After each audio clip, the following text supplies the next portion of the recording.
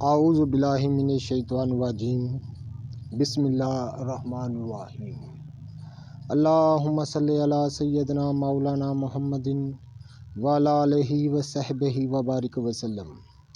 نباتات کی اقسام، ان کے نام، ان کی افادیت کے ساتھ میں ہوں حکیم عامر شہزاد ڈسکا سے۔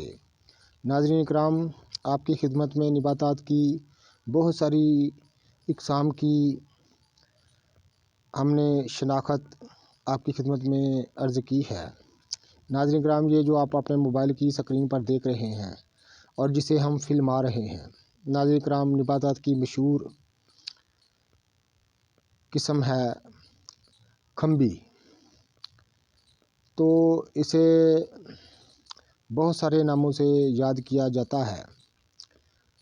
اس کو کھمب بھی کہتے ہیں، کھمبی بھی کہتے ہیں، اور انگریزی زبان میں اس کو مشروم کہتے ہیں۔ تو ناظرین کرام، اس کی افادیت بہت زیادہ ہے۔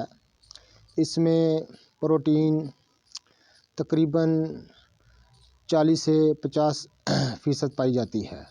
فاسفورس، آئرن کے اجزاء پائے جاتے ہیں۔ یہ صحت کے لیے بہت اچھی ہے، خاص طور پر یہ گوشت کا نعم البدل ہے۔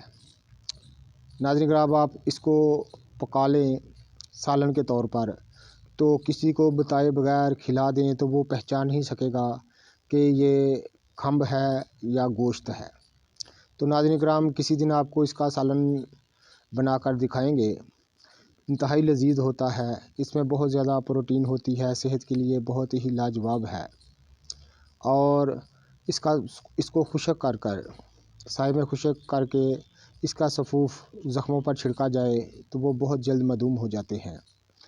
تو ناظرین کرام، اس کا سالن پکا کر کھانے سے پروٹین حاصل ہوتی ہے، ہڈیوں کو مضبوطی ملتی ہے، اور جلد پر نکھار آتا ہے، اور رنگ کو سرخ بناتی ہے۔ یہ نباتات کی بڑی لاجواب چیز ہے۔ اس کو کھمبی، کھمب کے نام سے یاد کیا جاتا ہے۔ یہ سفید کھمبی ہے۔ اس کی اور بھی 2-3 قسمیں ہیں، وہ بھی انشاءاللہ آپ کو دکھائیں گے۔ اچھی طرح سے پہچان کر لیجئے گا۔ یہ ہم آپ کو کھمبی دکھا رہے ہیں، بڑی لاجواب چیز ہے۔ بہت زیادہ پروٹین اس میں پائی جاتی ہے، فاسفورس کے اجزاء اور فولاد کے اجزاء اس میں پائے جاتے ہیں۔ اس کا سالن کے طور پر آپ اس کو استعمال کریں تو آپ کسی کو بھی بتلائے بغیر کھلا دیں تو وہ پہچان ہی سکے گا یہ گوشت ہے یا سالن ہے۔